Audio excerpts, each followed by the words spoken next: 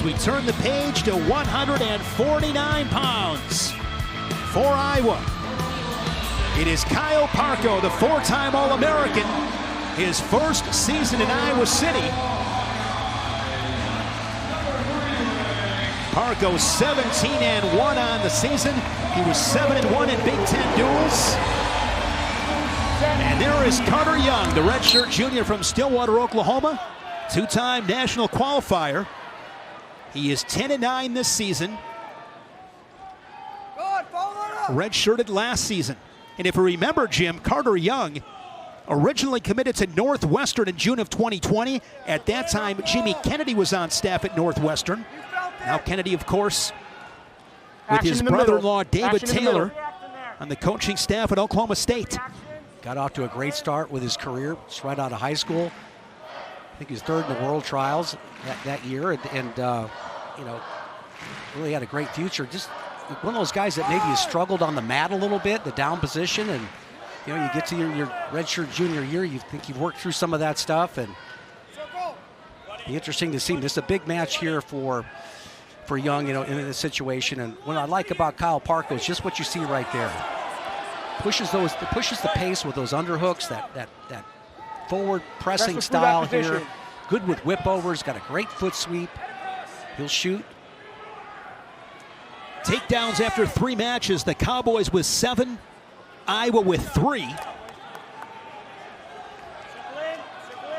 Iowa is Parco's third stop. He began at Fresno State and then went to Arizona State. He was 5th at the national tournament last March.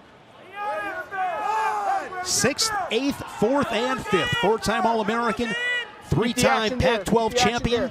No score midway through this first period. What you see from Young is when he gets a tie he likes to hit that collar tie off of the 2-on-1, but he really likes to rotate around with his feet, get a good shot. A lot of times he'll get there on misdirection, and it almost seems like he almost shoots from behind the guy, right? He's got that much of a misdirection shot going. But Parco, I just don't see many guys get below the knee on it. I mean, even though he comes out there and stands up pretty erect and coming at you hard, I don't see many guys get below the knee on him, and it's just a tribute to his quickness. Rather, you see it right there, anticipating it really well. He's got a corner now. Young doing a nice job there on the edge, able to square up with that underhook on the right side. Big Ten championships 2 weeks away. This weight class at 149 is stacked. Parco this season with a win over Rich Lovett, the reigning Big Ten champion, and then fell to Shane Van Ness of Penn State. No score, 33 ticks on the clock here in this first period. 30 seconds. Young doing a good job of keeping his stance low. Whereas Parco will come hard again with those collar ties. 18 seconds left in the period. Good forward pressure, but it's been a good period for Young if he can keep it neutral. Collar tie from Parco.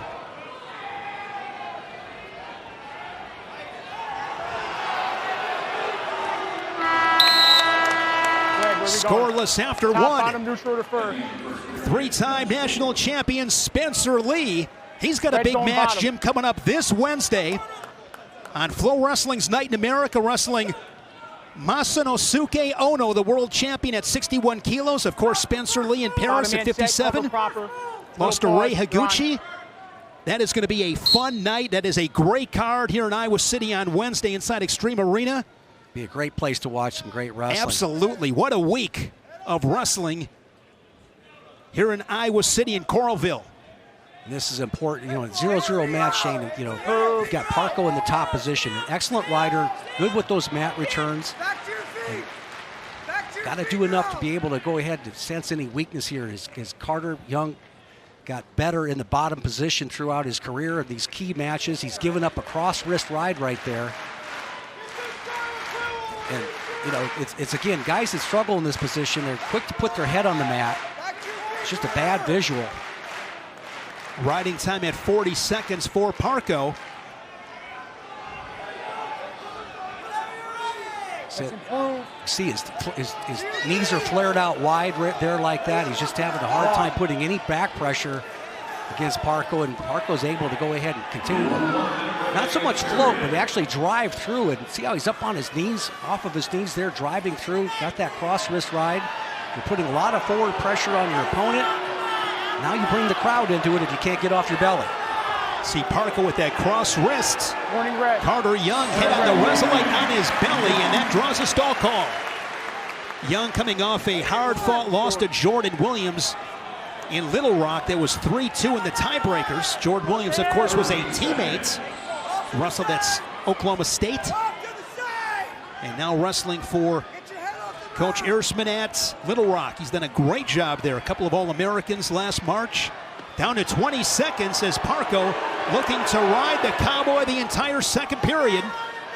Now he's got him in a 2-on-1 and takes him down to his belly. This is, if Young doesn't get up off of this, there's the second stall warning just on cue. Second stall call of the period.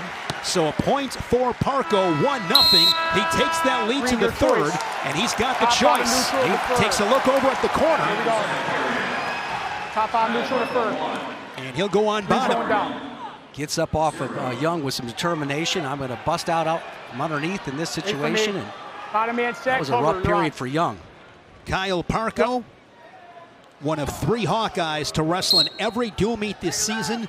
Parco joined by Mikey Caliendo at 165 and Stephen Buchanan at 197. Young gives the escape. It's a 2-point match.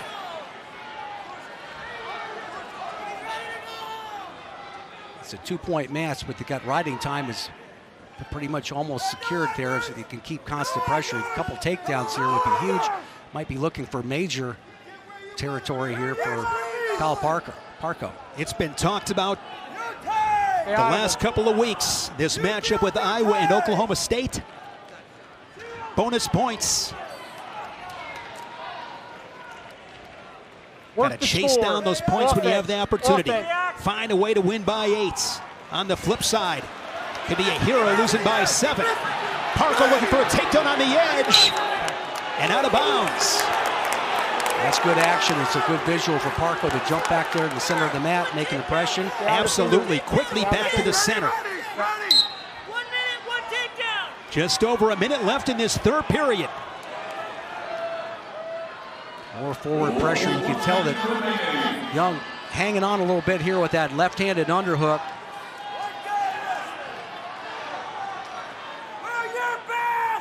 Good, solid hand fight inside. Now both guys are ear to ear. Parco's got the riding time locked up. Back to that collar tie. Level change from Parco.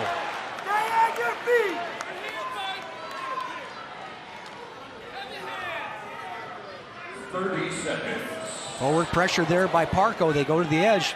Wizard attempt there by Young. Parco's got that left ankle scooped up. Now it's going to drop to a single leg. The splits there from Carter Young. Parco going to drag him. Get the takedown. Final 15 seconds. And now he's going to cut him. Still no escape call, and they are out of bounds. So we are back to the center with 5 seconds. So effectively, if you got a 6-0 lead, he's going to go ahead and give the intentional release. So 6-1. Here we go. A takedown would give him the major decision.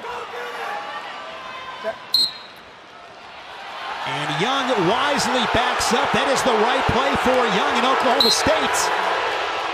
There's a stall call, 1 point, but that will still keep it a regular decision. Kyle Parco, 7-1. With the riding time points in for Oklahoma State. And Mikey Caliendo for the Hawkeyes. It is our featured matchup, sponsored by Rudis. Amine, the former Michigan Wolverine, was a 3-time All-American for the Maize and Blue. These two met twice at the Big Ten Championships last March in Maryland. Caliendo won both those matches in sudden victory. Yeah, Amine, taking a look at him here for the Cowboys. Of course, we got to see a lot of him through the years, all the Amine family that wrestled at Michigan and, you know, decided to make a change and went down to Stillwater. And so far, it's really worked out for him. He looks like he's in the same form he was a couple of years ago when he became an All-American and had that huge match where he, you know, took out Alex Marinelli in the quarterfinals here, the #1 seed. The legal up top. He looks really solid. And Mikey Caliendo, you know, we mentioned work through that, wrestle through that position. The pace that he's able to keep up in matches is really impressive, and it really, you know, he's had those great matches against Bessenbrink here, which is an unbelievable pace for this weight class. But that's what he's going to have to continue to do in this bout. But Amine is a really difficult guy to speed up. He stays out there in that staggered right stance. He's really good at countering right there in this position. There's Caliendo in on a single leg. The heavy hips from Amine. The Cowboy defending. Now Caliendo with that single leg works to his feet. See that Caliendo has the outside arm right there, the outside arm, elbow deep. He's able to go ahead and get a little bit better grip on it there. He's out there at the edge. Trying to bring him back inside, create some real estate. Try to counter this like you're in the center. Anticipates the dive through to the far ankle. Boy, that was tight on that knee. And now Cam Amine grabs his right knee. Caliendo came right down on that. You see the frustration from Cam Amine. Hyperextended it pretty well there.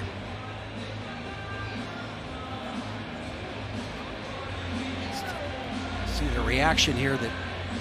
Take a look at that right knee. Watch the shoulder come back and just, oh man, that's tight.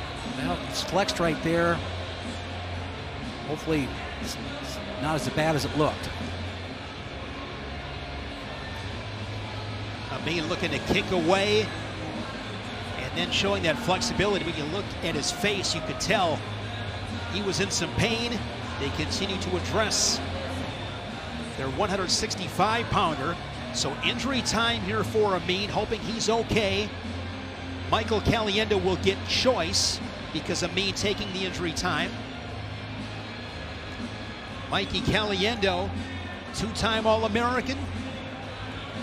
17-1 this season, 13 bonus point victories, 9 tech falls as they continue to work on that right knee of Cam Amine. And Amine, Jim, you alluded to it. What a career he has had, a 3-time All-American. He was 7th in 2021, 4th in 2022 and 2023, and reached the blood round last March. Amine, good sign here for Oklahoma State as Amine is to his feet. You know, as a coach, you're 2 weeks away from the conference championship. You've got short time here with injury. You know, you've really got to make a decision whether this guy can go out there and do this, if it's worth it at this point to be able to do it. It looks like Amine wants to go out there. I think David's having a discussion with him here. Are you really ready to go?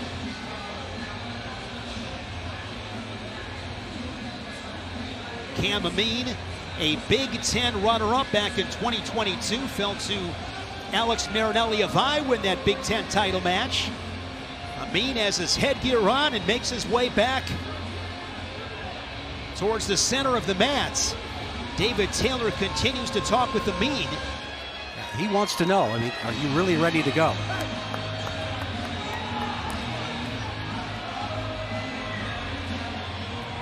So Caliendo with that choice due to injury time, as I mentioned. And the Hawkeye will go on bottom. Final words from Coach David Taylor as he makes his way back to the Oklahoma State corner. Caliendo quickly works to his feet. And Amine is really good in this top position, Jim. Big escape there for Caliendo, the first point on the board here in this match at 165. Well, so much in that position, Shane, is being able to follow him with your footwork there. And if you got a little hobbled knee, it makes it a little bit more difficult. But Caliendo did a nice job of covering the hands and fingers. Gets a quick escape. Cam Amine, a Cliff Keen runner-up. He is 7-1 since Vegas, out of Bright, Michigan. 3-time state champion at Detroit Catholic Central. 6-time Fargo All-American. 1-0, 50 seconds to go in this first period. Deep shot there from Caliendo as he plants the Cowboy into the mat for 3. It's 4-0, Caliendo. Wow, he was deep on that shot. He really was. Did a nice job of posting and get right to the hips. Really in control of this match right now with a 4-0 lead. And, you know, this is one that you know, you mentioned before with their history together that it's going to be difficult to get a match with a spread on it here right now. But 4-0 here with 20 seconds left in the period, this ride-out situation is huge. If you are Caliendo, want to finish this period on top, keep it 4-0. You see the tight waist from Caliendo. Amine works to his feet. Caliendo stays with him and drives him out of bounds. Great job there, taking elbow deep in the crotch there, running him down. As I mentioned before, staying in that top position is always with your feet. You got to be able to go ahead and chase and follow. Caliendo was third at the Big Tens last March, fourth at the NCAAs. Bottom man His set, only cover, loss this season to pause. Mitchell Messenbrink of Penn State. Final seconds in this first period. Caliendo does finish period on top and keeps it 4-0. Look at this beautiful shot. Left leg lead right there. Just drives in, gets elbow deep around just right below the cheeks right there, up high on the hamstrings there. There's really no defense to that. Bottom man set. Caliendo coming to Iowa City from North Dakota State. 2 seasons in Fargo. He was 7th for the Bison at the NCAAs in Tulsa. In 2023, there's an escape for Amine. We're 4-1. Legal up top. Amine does a good job with that off arm right there, that left arm, keeping you in space. Right now, he's got his hands up high. Get out of that grip. That's where Caliendo was able to post and get into his shot. Stop. Stalemate. Interlocking fingers. That draws a whistle. Yep. Caliendo from Geneva, Illinois, Batavia High School won a state title. Hawkeyes looking to add to their lead. They lead at 10-8. Underhook and a collar tie from Cam Amine. Work through that. Blocked off pretty well there by Caliendo. See top of the shoulders there, trying to work his left arm free. Touch and go. Now, the thing that makes Amine so effective on defense, not only is he posting out there, but he makes really quick circles, okay? Warning red.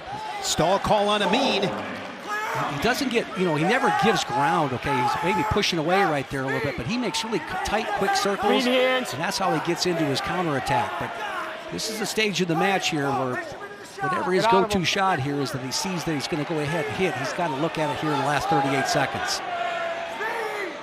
Cam Amine 13-4. 3 of his 4 losses are in overtime. 2 of those to Peyton Hall of West Virginia. Down to 25 seconds in this second period. Grip, grip. Really like the way Caliendo is kind of drift into that shot that he wants to get off to the right-hand side. It's difficult because that's the back leg. Amine just camps that leg back there. Good, solid, staggered stance. Right? Stay out of it. Next time I'm going to get you. Listen to me. Next time I'm going to get you. Okay? Packed house here in Carver Hawkeye Arena. It is the place to be on this Sunday night. We saw Cooper DeJean. We've seen Spencer Lee. And Kirk Ferentz, longtime head coach here at Iowa.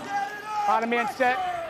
Cover proper. You're on. Got to meet him a couple of times. Just a really, really good guy. He really is. And tell you what, he's had some benefits from guys who could wrestle in this state, became outstanding offensive and defensive linemen for the man. 1-3 neutral. Caliendo gets the escape inside of 10 seconds in this third period, and he now leads at 5-1. He's got the riding time at 38 seconds. So another situation here with falling red fingers. Caliendo and Amine. There's a stall call on the Cowboy Amine. We'll see if Caliendo can get the bonus points. Leads at 6-1 after that second stall call. Clean hands. Clean up top. Get out of here them. with the takedown. Right out situation here for Caliendo. We're talking all meat about the bonus points and which athletes would go ahead and hunt those bonus points when it counted. Spratley and Jamison bonus points for Oklahoma State. And Drake Ayala for Iowa.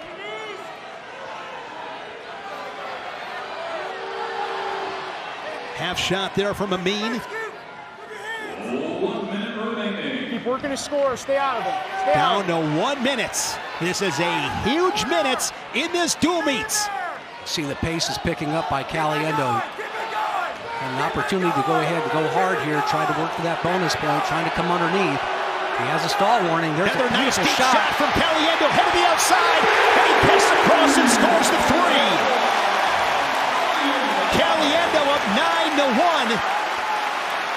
And look at riding time there is 15 seconds. He keeps him down. He'll collect that point as well. Mikey Caliendo with his third takedown.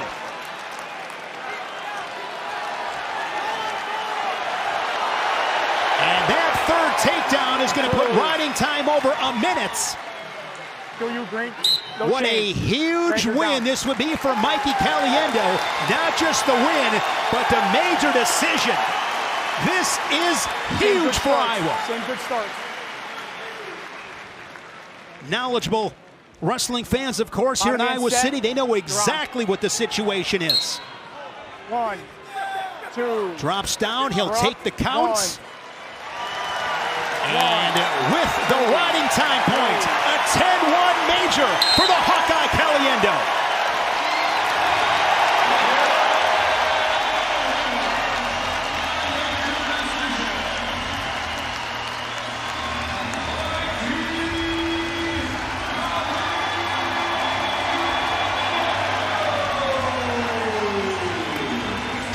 £184. Jim, it's time for desserts. Dustin Plott, a national finalist, ranked 3rd in the country. And Angelo Ferrari, the true freshman with a record of 9-1. His only loss was to Carter Starachi inside the Bryce Jordan Center. Starachi beat him 3-1. That is the only opponent that Starachi did not bonus this entire season. What are you most looking for? What is most key in this matchup? Well, Ferrari's got a wonderful defense. He's flexible. He can go ahead and, stay down low like he is right there. He can control ties. But Dustin Plott is a guy that likes to go ahead and gets to his offense. He's excellent at finishing. You saw him in the national finals last year against Parco Keckeisen. He's got, he's gone deep in this NCAA tournament 3 times and done very well for himself. He's the guy that's got to go out there for the Cowboys and get something done. And that's why they're so confident in this Ferrari youngster here. They think he has the moxie to go with Plott. Dustin Plott from Tuttle, Oklahoma. 2-time state champion, 3-time All-American. He has lost 6 times the last 2 seasons, 5 of those to Parco Keckeisen. Ferrari down on a knee. Angelo Ferrari, the #1 overall recruit in the country in 2024. 4-time finalist, 3-time state champion. You just saw why Angelo Ferrari is so hard to break out of that stance. When he gets those knees, good low position, he ends up getting a positive tie out of that, out of basically a space shot from Plott. Now Plott's kind of on the defense here. He could just milk the clock pretty well, get you frustrated to take that bad shot and score. Ferrari in high school, 3-time Ironman champion. Get out of him.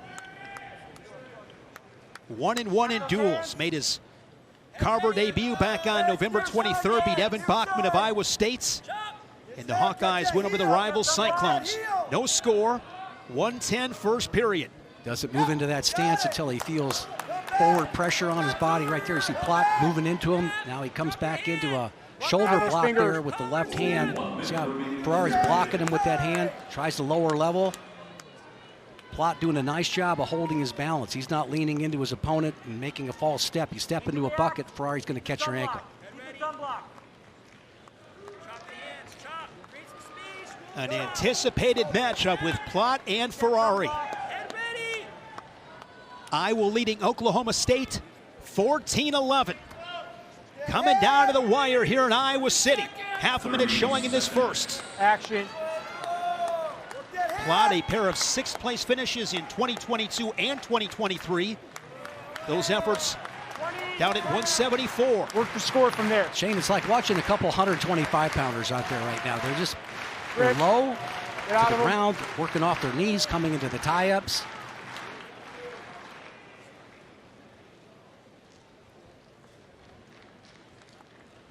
Plott and Ferrari, 0-0 after 3 minutes. Looking at this duel, there you see Gabe Arnold cheering on his teammates. Each team with a pair of bonus point victories. Hawkeyes have won 4 matches to Oklahoma State's 3. And look at that. We knew, Jim, it was going to be even. We knew that coming in. Plott goes on bottom here in the second period, quickly to his feet. And he's able to kick away, and the Cowboy leads at 1-0. Got a little freebie right there, standing up to his feet. Again, we mentioned that Plott's done a nice job of keeping his balance. You know, you got a guy that's a little bit, 6-8 inches lower than you, dropping to a knee. You don't want to just make a false step and push into him. See how there's that little false step right there. Here's Ferrari trying to chase down 3. And he's able to hook that ankle and scores the takedown. The Buckeye leads it 3-1. So deceptive right there on his shot. Getting Plott to make that false step and hitting a little swing single was huge.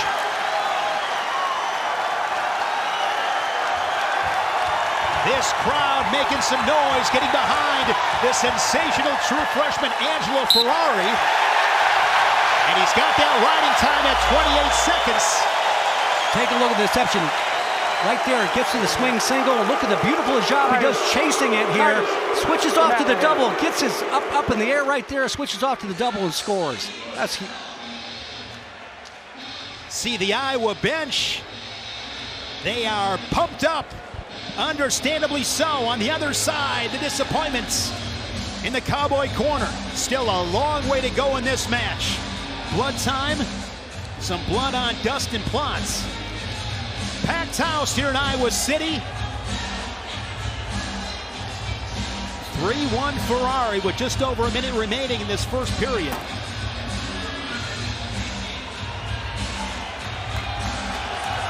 I should know this, Jim. I believe it might be some Beastie Boys playing here in Iowa City. You'd be the only one at this table that would know that. I think it's the Beastie Boys. One red neutral. Inside of a minute, Plott makes it a 1-point match with the escape 3-2.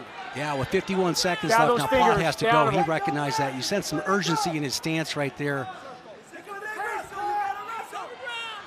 And the Iowa coaching staff really imploring Action in the middle. Ferrari to keep on Work in the wrestling. They middle. want him to keep on firing away from this position, add to his lead.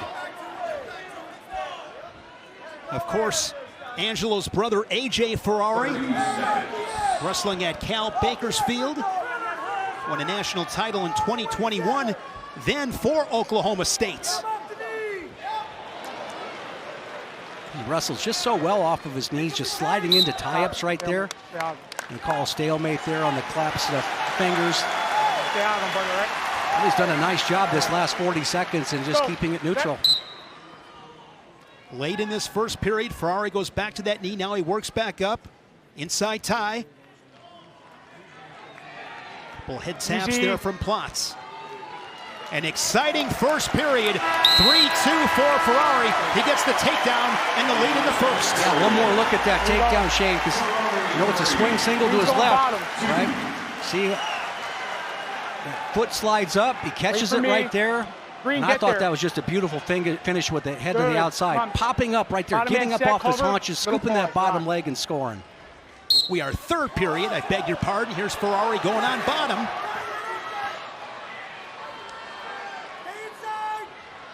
And Plott will probably try to stay in the top position if he senses any weakness in the bottom position from Ferrari to take advantage of that, and maybe grind him down. And you can ride him here to maybe for the tie, inside wrist ride, that's effective. Keep it legal. Keep it on his chest. You're hunting and pecking. It's been so difficult to get at Ferrari's legs. You got to take what the match gives you right now, and if Ferrari doesn't compete in this bottom position, potentially dangerous call there. Listen to me. Listen to me. You might have an advantage of getting back into the match. 0 riding time right now. Yeah, Plott has erased the riding time. Ferrari had it built up to 35 seconds. Blood time once again. Blood on Dustin Plott. What are you telling Angelo Ferrari right here? Well, inside wrist rides, okay, these are things that you work on here. Plott's riding on the right-hand side. Look for some sort of changeover action where he's going to try to get Plott on the left side of his body, maybe hit a shoulder roll, get a quick escape, but just create a flurry right off the whistle. You just sit there, you're going to give up the wrist, and it's not going to look good, but, expecting their man to go ahead and hit a move off the whistle is what I would expect in this situation. Listen to me. Slow it down a little bit, all right? Let's slow it down. Wait. I know this music is Dr. Feelgood Motley Crue as Ferrari goes back on bottom. Right-hand ride. Good job of the mat return there. Got an opportunity to dig elbows in. He's got that right elbow in. Ferrari to his feet, fighting hands. Good job of Plott getting him moving right there. Comes back into the crotch and goes to the lip. Adjustment there from Plott. Yeah, and that was just all just guts right there by Plott. He understands that he wants to try to get that riding time point. He's at 22 seconds of riding time. So you can see Taylor, basically, David Taylor saying, hey, you know, he's going to come inside like that. You've got to dig your arms close to that torso. He did it better that time. Right now, he's... No stall calls in this match. Here's Ferrari, sinks in a whizzer. In a good position to do it. He gets... Plott stays on that left leg. Going to treetop a single. See the great balance from Angelo Ferrari. We're down to 45 seconds. And there is a stall call on the Cowboy Plott. Well, he had the leg up in the air, Shane. I don't know if he could have maybe stayed there. Well, I would say this, Jim, no pun intended. With that stall call, the plot thickens. This Carver crowd to its feet.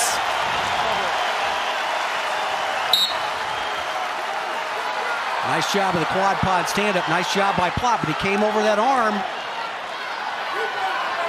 Dustin Plott trying to send this one a sudden victory. Look at the leg scoop right there by Plott. Now he's a little bit high on his grip. There's a roll from Ferrari, and Plott able to stay behind. Another mat return by the Cowboy. We're down to 20 seconds. Riding time over a minute for Plott. Got to be careful to follow those hips right there.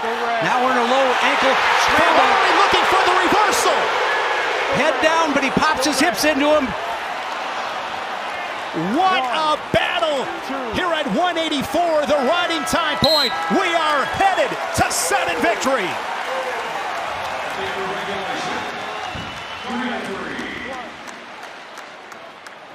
They send Plott back to his corner. More blood. What an incredible finish to regulation. I tell you what, this is just beautiful wrestling right here. Both guys standing Granby here. See how he limped out of that and then rolled with it, tried to get elbow deep. Ferrari looks like he has an advantage. Well, you go head down, you got to go hips into the guy. That's exactly what Plott did right there. That saved him in that position to continue to stay in the top position. Excellent wrestling. Ferrari oh so close, but Dustin Plott able to ride the Hawkeye the entire third period. Here we go, sudden victory, 2 minutes on the clock.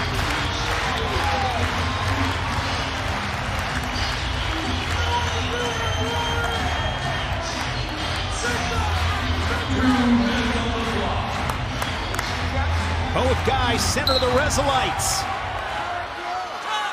Plott has been warned for stalling. Yes, good points. Shot there by Ferrari. Good reaction by Plott there to that sweeping single. Again, does the match slow down here? Oh, beautiful shot to the other side by Ferrari. Ferrari on a single leg. Whizzer there from Plott. Ferrari looking for the win. A roll from Plott. He gets his head up there. He's ankle deep. He's got faced his shoelace. He's now trying to come out the middle. Can Ferrari keep that leg? You don't want to try to come up too high, too quick. But your Ferrari looking to pass an ankle. Trying to get his head underneath that ankle. Now he's got a better grip on it. He's elbow deep, hunting for the stalemate. Plott continues to work up, putting pressure on Ferrari. Plott has to keep that foot on the mat. Ferrari working himself back into position. Can he get it underneath? And the referee calls it potentially dangerous. Potentially dangerous will bring both guys back to their feet.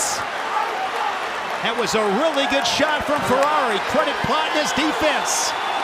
Everybody taking a deep breath. And this place is getting loud. Inside of 1 minute. Down those fingers. Plott showing some discipline the way marching into Ferrari. Ferrari really ceded some territory. Swing single again. Once again, Ferrari on the leg. It's a great shape. Ferrari looking to hook that ankle. Danger red. We're out. Kind of gave up on the scoop right there, but he comes over the top. He steps over. Ferrari looking for the three. He's got it. A star is